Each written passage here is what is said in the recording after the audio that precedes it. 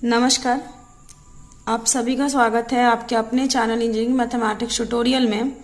और आज हम लोग स्टार्ट करेंगे थर्ड यूनिट, सेकंड सेमेस्टर का थर्ड यूनिट, जिसका नाम है एप्लीकेशन ऑफ डेरिवेटिव्स। ठीक है, मैंने अपने लास्ट वीडियो में इसके बारे में थोड़ा इंट्रोडक्शन दिया था आप सभी को।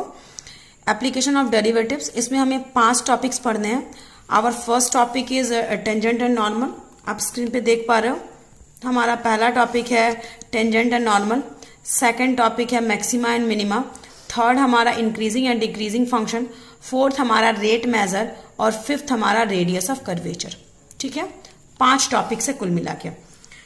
टेंजेंट्स एंड नॉर्मल से अगर हम स्टार्ट करते हैं तो चलिए, टेंजेंट एंड नॉर्मल। ठीक है, जैसे मान लीजिए ये एक कर्व है, कर्व का कुछ भी इक्वेशन है, suppose y equals to f x be the equation of curve.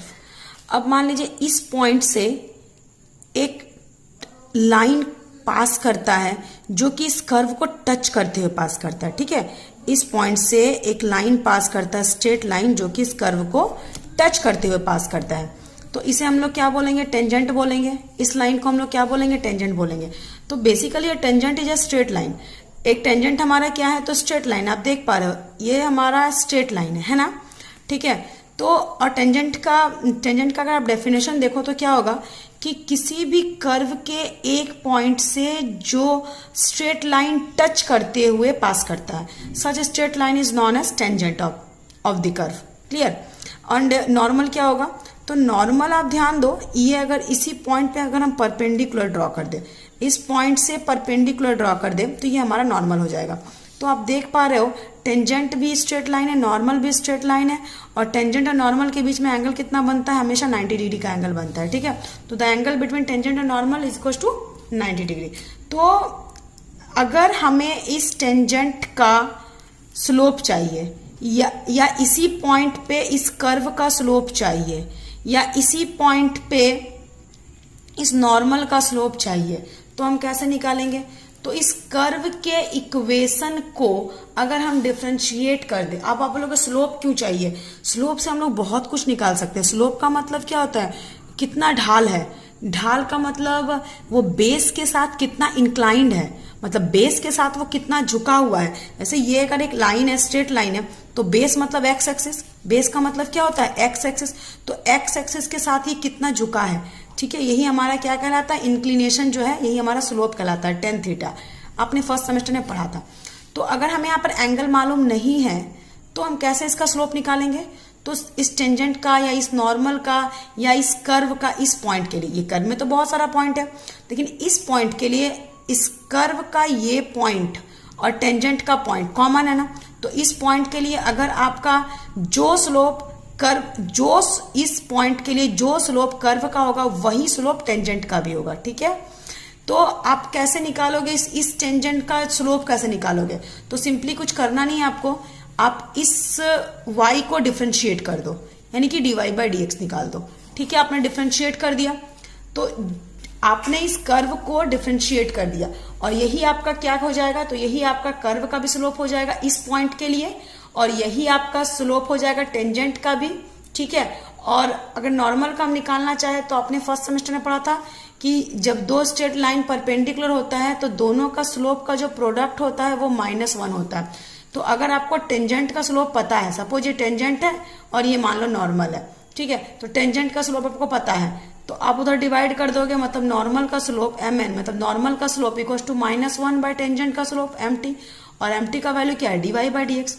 तो आपने बस कर्व के इक्वेशन को डिफरेंशिएट कर दिया तो आपको टेंजेंट और नॉर्मल दोनों का स्लोप मिल गया। तो ये एक एप्लीकेशन का फायदा हुआ ना। एप्लीकेशन को आपने अप्लाई, आपने डिफरेंट, ये एप्लीकेशन मतलब क्या? फायदा। ठीक है, तो ये डिफरेंशिएशन का फायदा है, ये डिफरेंशिएशन का एप्लीकेशन है। आपने डिफरेंशिएशन को अप्लाई किया और आपको स्लोप मिल गया, तो this is the application of differentiation. Clear? समझ में आ गया आपको? मतलब आपने क्या करना था? स्लोप निकालना था, और स्लोप निकालने के लिए आपने क्या किया? इक्वेशन को डिफरेंशिएट कर दिया। तो स्लोप निकालने के लिए आपने इक्वेशन को डिफरेंशिएट कर दिया, तो ये क्या कहलाएगा? ये एक एप्लीकेशन है, ये एक फायदा है। किसका फायदा है? डिफरेंशिएशन का फायदा है, कि आपको टेंजेंट का, नॉर्मल का स्लोप मिल गया।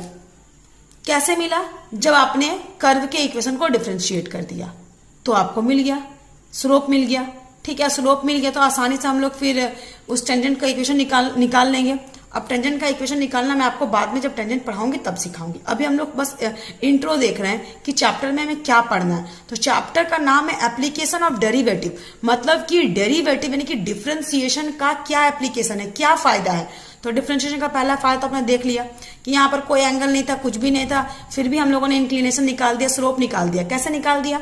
तो बस इसको डिफरेंशिएट करके निकाल दिया। दूसरा हमारा है maxima minima, maxima and minima. जैसे मान लेते हैं एक हमारा कर्व है, ठीक है, कैसे भी एक कर्व मान लो आप। इस कर्व का मैक्सिमम पॉइंट आपको दिख रहा है, ये आपका मैक्सिमम है और ये आपका मिनिमम है। ठीक है, ये आपका मिनिमम है ये, और ये आपका मैक्सिमम है। तो जैसे यहां से मान लेते हैं मिनिमम की ओर आगे बढ़ रहा है, तो ये सारे पॉइंट्स मिनिमम के हो जाएंगे। ठीक है, ये इसके ऊपर अगर लेंगे तो ये सारे पॉइंट आपके मैक्सिमम के हो जाएंगे। तो ये आपका मैक्सिमम के पॉइंट, ये आपका मिनिमम के पॉइंट। लेकिन जो सबसे ऊपर है लाइक दिस, तो ये आपका कहलाता है ग्लोबल मैक्सिमम, और जो सबसे नीचे है ये आपका कहलाता है ग्लोबल मिनिमम। तो इसे भी हम निकाल सकते हैं। कुछ भी नहीं पता है, सिर्फ इक्वेशन पता है, y equals to f x, सिर्फ हमें कर्व का इक्वेशन पता है। इस कर्व का इक्वेशन मान लेते हैं y equals to f x है। हम आराम से सिर्फ इस इक्वेशन की सहायता से हम निकाल लेंगे कि इस पूरे कर्व का मैक्सिमम वैल्यू क्या है, मिनिमम वैल्यू क्या है। आप ग्लोबल भी निकाल सकते हो या लोकल भी निकाल सकते हो। लोकल का मतलब है ये सारा पॉइंट हमारा लोकल मैक्सिमम में आएगा, ये सारा पॉइंट हमारा लोकल मिनिमम में आएगा, लेकिन जो सबसे नीचे होगा वो ग्लोबल मिनिमम, जो सबसे ऊपर होगा वो ग्लोबल मैक्सिमम। ठीक है, और y equals to f x आपका एक इक्वेशन था, तो आप इसको डिफरेंशिएट करके निकाल सकते हो कि कौन सा पॉइंट आपका मैक्सिमम का है, कौन सा पॉइंट आपका मिनिमम का है। तो ये भी एक तरह का एप्लीकेशन है, फायदा है डिफरेंशिएशन का। ठीक है, मतलब हम लोगों ने डिफरेंशिएशन को अप्लाई किया और हम लोगों ने निकाल लिया मैक्सिमम और मिनिमम। तो ये दूसरा एप्लीकेशन हो गया। तीसरा हमारा इंक्रीजिंग एंड डिक्रीजिंग। आप किसी भी फंक्शन को, आपका एफ एक्स एक फंक्शन है, आप इस फंक्शन को डिफरेंशिएट करो। अगर इसका वैल्यू 0 से बड़ा आता है तो ये इंक्रीजिंग फंक्शन है, अगर इस एफ डैश एक्स का वैल्यू 0 से छोटा आता है तो ये डिक्रीजिंग फंक्शन है। ठीक है, तो आपने सिर्फ डिफरेंशिएट करके पता कर लिया कि फंक्शन का कैरेक्टर क्या है, इंक्रीजिंग फंक्शन है या डिक्रीजिंग फंक्शन है। तो कैसे निकाला आपने? तो आपने निकाला with the help of differentiation. तो ये भी आपका, आपने अप्लाई किया डिफरेंशिएशन को, तो ये भी आपका एप्लीकेशन है डिफरेंशिएशन का। नेक्स्ट आपका है रेट मेजर। अच्छा, रेट मेजर क्या होता है पता है? ध्यान से समझिएगा रेट मेजर क्या होता है। जब कभी कोई एक क्वांटिटी या कोई एक फिजिकल क्वांटिटी दूसरे फिजिकल क्वांटिटी के रिस्पेक्ट में चेंज होता है, जैसे मान लीजिए किसी का वेलोसिटी चेंज कर रहा है टाइम के रिस्पेक्ट में, तो यहाँ दो फिजिकल क्वांटिटी एक दूसरे से जुड़े हुए हैं और दो फिजिकल क्वांटिटी मतलब एक चेंज कर रहा है दूसरे के रिस्पेक्ट में, मतलब velocity is changing with respect to time. इसे हम क्या बोलते हैं? एक्सेलरेशन बोलते हैं। यही हमारा रेट मेजर है। ठीक है, मान लीजिए कि आपका एक बलून है। ठीक है, मान लीजिए कि आपका एक बलून है, ये मान लीजिए आपका बैलून है। ठीक है, अब ये बलून जो है इसमें हम हवा भर रहे हैं, तो जैसे जैसे इसको हम हवा भर रहे हैं, मान लीजिए हवा भरने के बाद इसका जो सरफेस एरिया है ये इतना भी एरिया है, और हवा भरते गए भरते गए भरते गए तो ये इतना बड़ा हो गया। ठीक है, तो आपने क्या देखा कि जैसे जैसे हम इसमें हवा भरते गए ये बलून का रेडियस भी बढ़ता गया।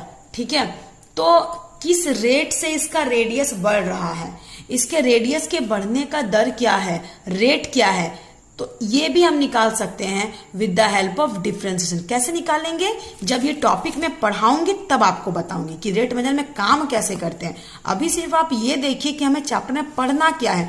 तो हमें पढ़ना है, टॉपिक का नाम है एप्लीकेशन ऑफ डेरिवेटिव्स, यानी कि डेरिवेटिव का क्या फायदा है, डेरिवेटिव को कहाँ अप्लाई करते हैं, क्यों अप्लाई करते हैं। तो आपने पहला देखा टेंजेंट नॉर्मल, दूसरा मैक्सिमम मिनिमम, तीसरा इंक्रीजिंग डिक्रीजिंग, चौथा रेट मेजर।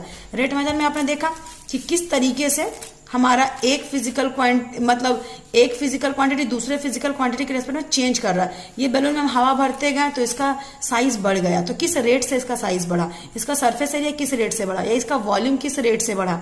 ठीक है, इसका वॉल्यूम जो चेंज कर रहा है वो रेडियस के रेस्पेक्ट में कितना चेंज कर रहा है। ठीक है, मतलब कि अगर रेडियस अभी फिलहाल मान लीजिए इतना है और अभी ये रेडियस इतना हो गया, तो इसका रेडियस बढ़ा तो इसका रेडियस तो चेंज कर रहा है, तो वॉल्यूम के रिस्पेक्ट में रेडियस कितना चेंज किया, कितना घटा या कितना बढ़ा, तो ये सब हम निकाल सकते हैं डिफरेंशिएशन की मदद से, with the help of differentiation.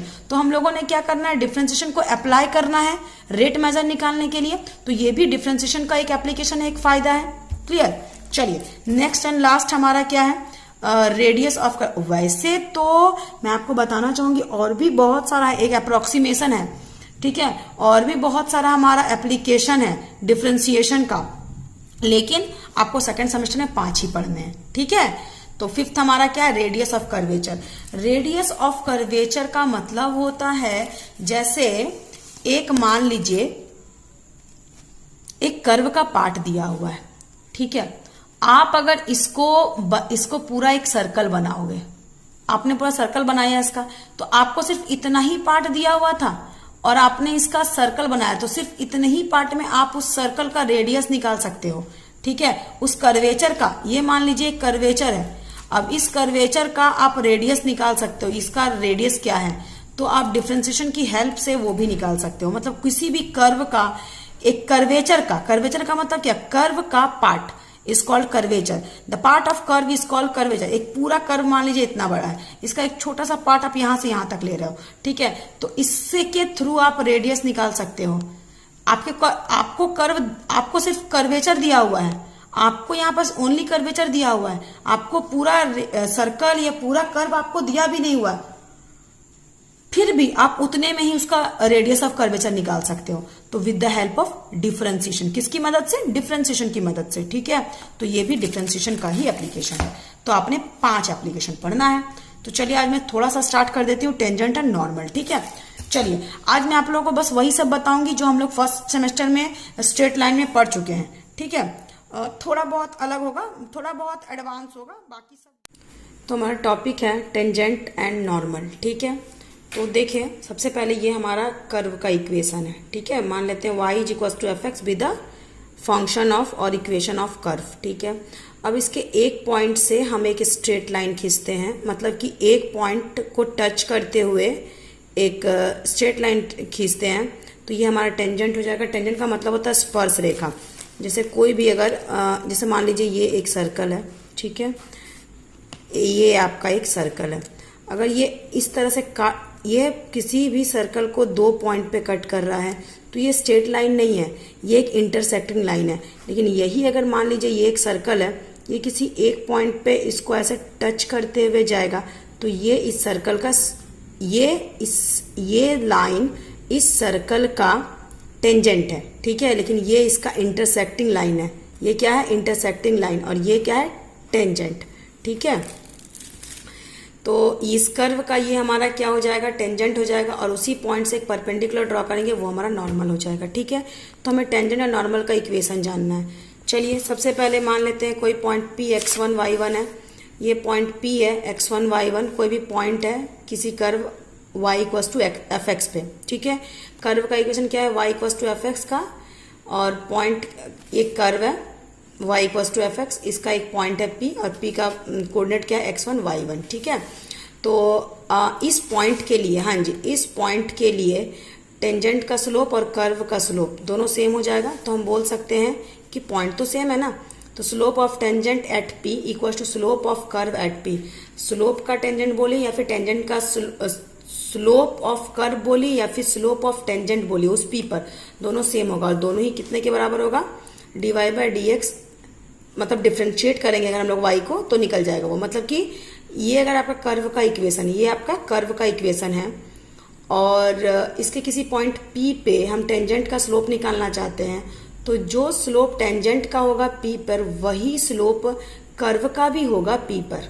और कैसे निकालेंगे स्लोप, तो इस इक्वेशन को डिफ्रेंशिएट करके, ठीक है, और जो P का कोऑर्डिनेट है वो पुट कर देंगे, ठीक। अच्छा अभी क्वेश्चन बनाऊंगी, आप लोग क्लियर हो जाएगा। चलिए आगे बढ़ते हैं। अगर आपसे पूछा जाए कि टेंजेंट का इक्वेशन क्या हो जाएगा, तो टेंजेंट का इक्वेशन का फॉर्मूला होता है y - y1/x - x1 = स्लोप।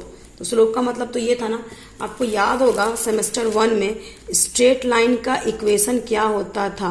तो स्ट्रेट लाइन का इक्वेशन होता था y - y1/x - x1 = स्लोप। और यहाँ पर स्लोप का मतलब क्या है, तो स्लोप का मतलब अभी आपने देखा d y by d x at p. तो पी का कोऑर्डिनेट क्या है, तो पी का कोऑर्डिनेट है x1 y1। ठीक है, चलिए। और अगर आपसे पूछा जाए कि नॉर्मल का इक्वेशन क्या है, तो सबसे पहले नॉर्मल भी एक स्ट्रेट लाइन है और नॉर्मल का इक्वेशन हो जाएगा y minus y one by x minus x one equal to minus one by this. अच्छा, ये क्यों हुआ, चलिए इसको हम लोग डील करते हैं। आपने अभी देखा कि टेंजेंट और नॉर्मल दोनों एक दूसरे पे परपेंडिकुलर है। ये दोनों एक ऐसे स्ट्रेट लाइन है जो दोनों एक दूसरे पे क्या है, परपेंडिकुलर है। ठीक है, तो अगर ये दोनों एक दूसरे पे परपेंडिकुलर है तो टेंजेंट का स्लोप इंटू नॉर्मल का स्लोप इक्वल टू -1 होगा।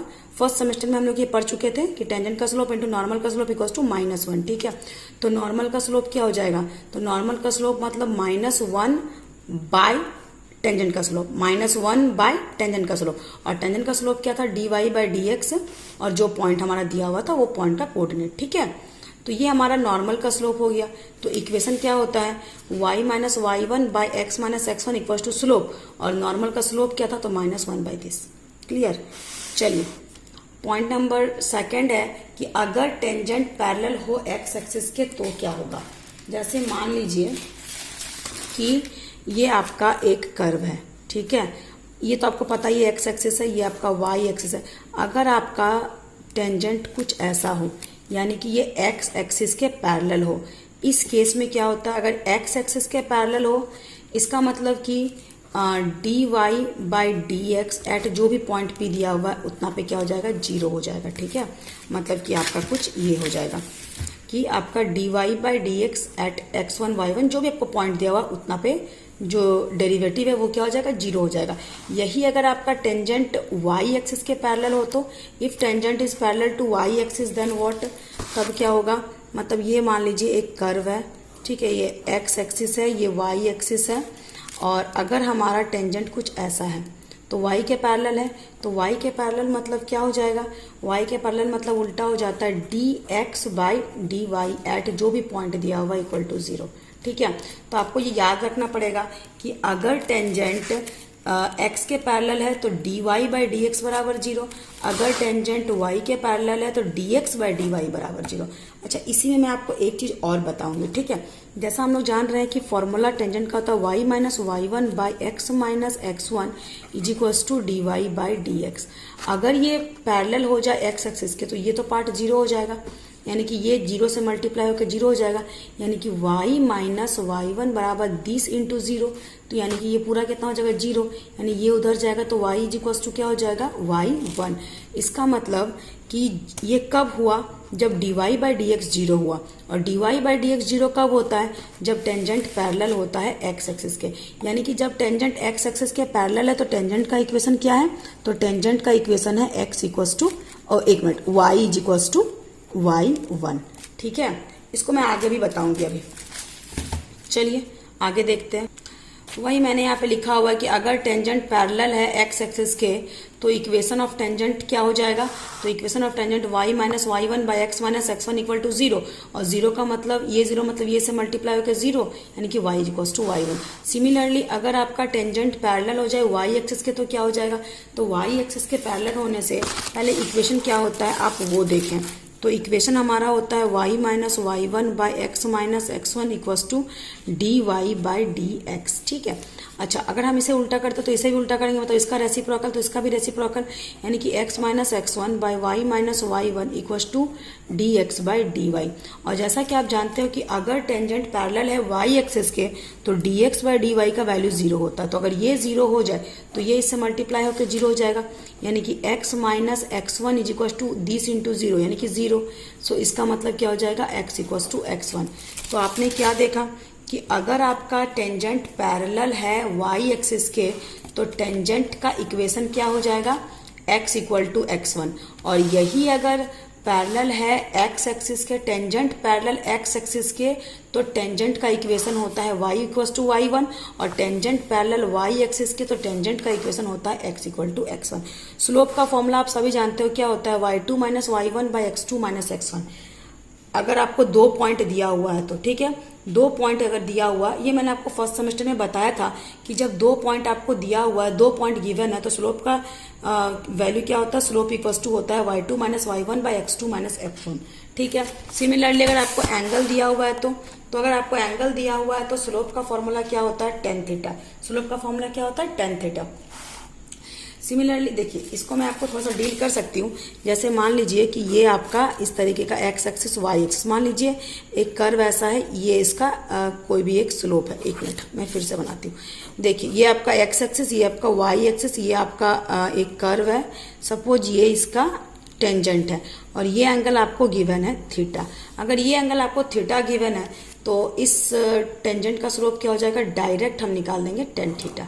ठीक है। लेकिन यही एंगल अगर आपका वाई एक्सिस के साथ है तो, यही एंगल अगर आपका वाई एक्सिस के साथ है तो मतलब कि अगर हमारा सपोज एक ये हमारा एक कर्व है, ये इसका टेंजेंट है और ये एंगल आपको मान लीजिए थीटा दिया हुआ है, मतलब वाई एक्सिस के साथ ही कितना एंगल बना रहा है, थीटा।